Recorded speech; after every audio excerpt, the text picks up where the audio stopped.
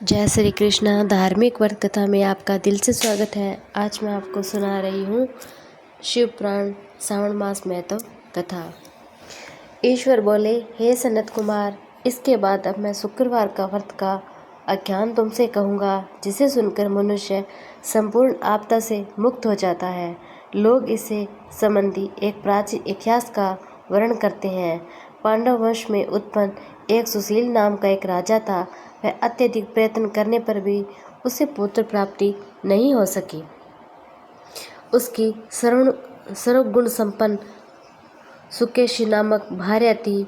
जब उसे संतान न हुई तो वह बड़ी चिंता में पड़ गई।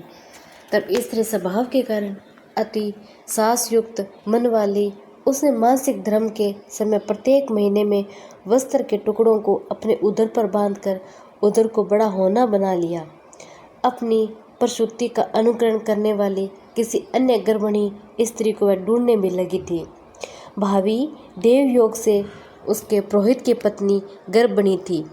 तब कपट करने वाली राजा की पत्नी ने किसी प्रसव कराने वाली को इस कार्य के लिए लगा लिया। उसे एकांत में बहुत धन देकर वह रानी चली गई। उसके बाद रानी को गर्भिणी जानकर राजा ने उसका पुष्पवन और अवलोबन संस्कार भी किया। 8वां महीना होने पर संस्कार के समय राजा अत्यंत हर्षित हुए। उसके बाद उस पुरोहित पत्नी का प्रसव का सुनकर वह रानी भी उसी के समान सभी प्रसव संबंधी चेष्टाएं करने लगी। पुरोहित की पत्नी पहली बार गर्भवती थी, अतः प्रसूति कार्य के प्रति अनभिज्ञ थी। केवल प्रसव कराने वाली दाई के कहने पर स्थित सब उस दाई से पुरोहित पत्नी के साथ छल करते हुए उसके नेत्रों पर पट्टी बांधी थी। प्रसव के समय उसके पैदा हुए पुत्र को किसी के हाथ से रानी के पास में भिजवा दिया। इस बात को कोई भी न जान सका और उसके बाद रानी ने उस पुत्र को लेकर यह घोषित कर दिया कि मुझे पुत्र रत्न की प्राप्ति हुई है। इन सब के बाद दाई ने पुरोहित की पत्नी की आंखों पर पट्टी खोल दी और अपने साथ मांस का एक पिंड लाई थी। उसने वह उसे दिखा दिया और उसके सामने आश्चर्य दुख प्रकट करने लगी। ये कैसा अनिष्ट हो गया। कहने लगी कि अपने पुरोहित पत्नी, इसकी शांति आप जरूर करवा लेना। कहने लगी कि संतान नहीं हुई है, कोई बात नहीं, पर तुम जीवित हो, यह अच्छी बात है। इस पर पुरोहित पत्नी को अपने प्रसव के स्पर्श चिंतन से बहुत संदेह हुआ। ईश्वर बोले, राजा ने पुत्र जन्म का समाचार सुन जातकर्म संस्कार कराया। ब्राह्मणों को हाथी, घोड़े, रथ आदि प्रदान भी किए। राजा ने कारागार में पड़े सभी कैदियों को प्रसन्नतापूर्वक मुक्त भी करा दिया। उसके बाद राजा ने सूत के अंत में नामकरण अन्य सभी संस्कार भी किए। उन्होंने पुत्र का नाम प्रियव्रत रखा। हे सनत कुमार, श्रावण मास के आने पर पुरोहित की पत्नी ने शुक्रवार के दिन भक्तिपूर्वक देवी जीवंतिका का पूजन किया। दीवार पर अनेक बालकों सहित देवी जीवंतिका की मूर्ति लिखकर पुष्प माला से उनकी पूजा करके गोधूम के पीठी बनाए गए 5 दीपक उनके सम्मुख उसने जलाए। समय भी गोधूम का चूर्ण वर्षण कर उनकी मूर्ति पर चावल फेंका। कहा, हे जीवंते, हे करुणामयी, जहाँ भी मेरा पुत्र विद्यमान हो आप उसकी रक्षा करना। यह प्रार्थना करके उसने कथा सुनकर यथाविधि नमस्कार किया। तब जीवंतिका की कृपा से वह बालक दीर्घायु हो गया। वे देवी उसकी माता की श्रद्धा भक्ति के कारण दिन रात उस बालक की रक्षा करने लगी। इस प्रकार कुछ समय बीतने पर राजा की मृत्यु हो गई और पितृभक्त उनके पुत्र ने उनकी पारलौकिक क्रिया संपन्न की। इसके बाद मंत्रियों तथा पुरोहित के साथ में प्रियव्रत को राज्य में अभिषेक भी किया। तब कुछ वर्षों के बाद में प्रजा का पालन करके तथा राज्य भोग कर वह पितरों के ऋण से मुक्ति के लिए गया जाने की तैयारी करने लगा। राजा का भार वर्त मंत्रियों पर भक्तिपूर्वक सौंप कर समय के राजा होने का भाव त्याग कर उसने कार्पटिक का भेष धारण कर गया और स्थान प्रस्थान किया। मार्ग में किसी नगर में किसी गृहस्थ के घर में उन्होंने निवास किया। उस समय उस गृहस्थ की पत्नी को प्रसव हुआ था और इसके पहले षष्ठी देवी ने उसके 5 पुत्रों को उत्पन्न होने के 5वें दिन मार दिया था। यह राजा भी उस समय 5वें दिन वहां पहुंच गया था।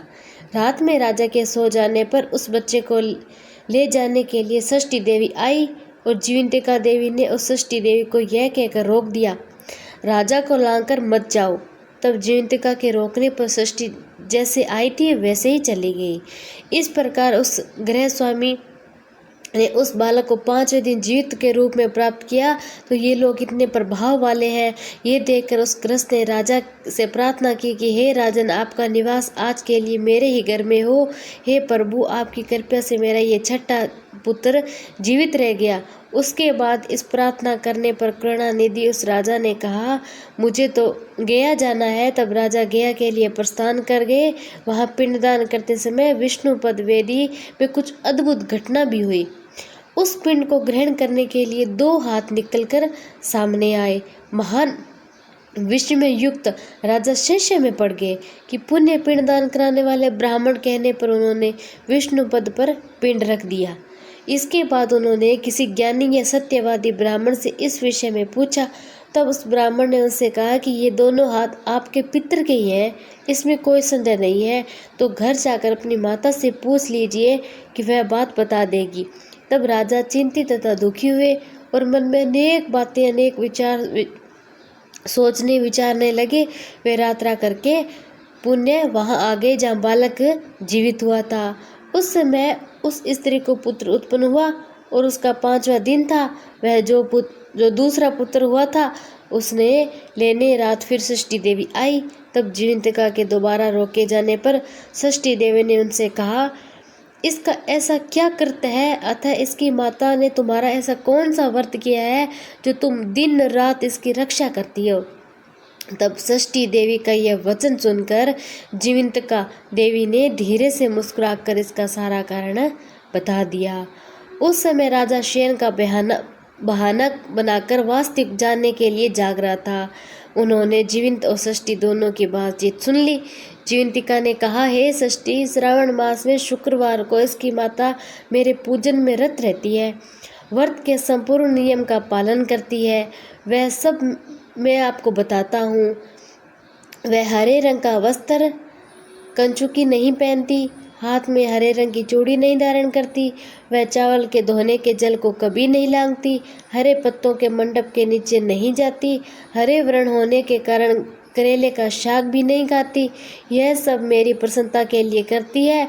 मैं उसके पुत्र को किसी को मारने नहीं दूंगी। यह सब सुनकर राजा प्रियव्रत अपने नगर को चले गए। उनके देश के सभी नागरिक स्वागत के लिए आए। तब राजा ने अपनी माता से पूछा, हे माता, क्या तुम जीवंतिका देवी का व्रत करती हो? इस पर उसने कहा कि मैं इस व्रत को जानती नहीं हूँ बेटा। उसके बाद राजा ने गया यात्रा का समुचित फल प्राप्त करने के लिए ब्राह्मणों तथा स्वागन स्त्रियों को भोजन कराने की इच्छा से उन्हें निमंत्रित किया। व्रत की परीक्षा लेने के लिए स्वागन महिलाओं को वस्त्र, कंचुकी, कंगन भेजकर कहलाया कि आप सभी को भोजन के लिए राजभवन में आना है। तब राजपुरोहित की पत्नी ने दूत से कहा कि मैं हरे रंग की कोई भी वस्तु ग्रहण नहीं कर सकती। राजा के पास आकर दूत ने उसके द्वारा कही गई बात राजा को बता दी। राजा ने उसके लिए सभी रक्त वर्ण शुभ परिधान भेज दिए। वह सब धारण करके वह पुरोहित पत्नी भी राजभवन में आई। राजभवन के पूरी द्वार पर चावल के धोने का जल पड़ा था। यह देखकर वह हरे रंग का मंडप देखकर वह दूसरे द्वार से गई। तब राजा ने पुरोहित की पत्नी को प्रणाम करके इस नियम का संपूर्ण कारण उनसे पूछा।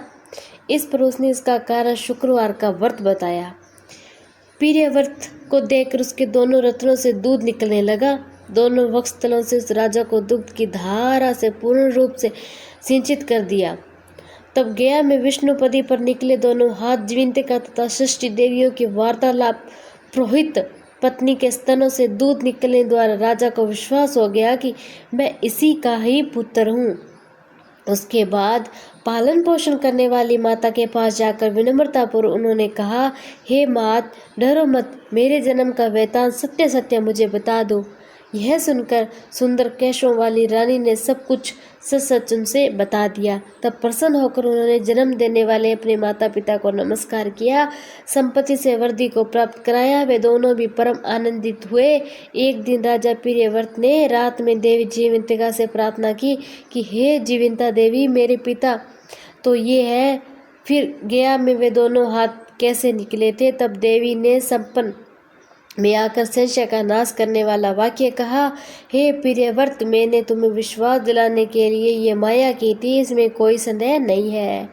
हे सनत कुमार, ये सब मैंने आपको बता दिया। श्रावण मास में शुक्रवार के दिन इस व्रत का अनुष्ठान करके मनुष्य अपनी सभी मनोकामना को प्राप्त कर लेता है।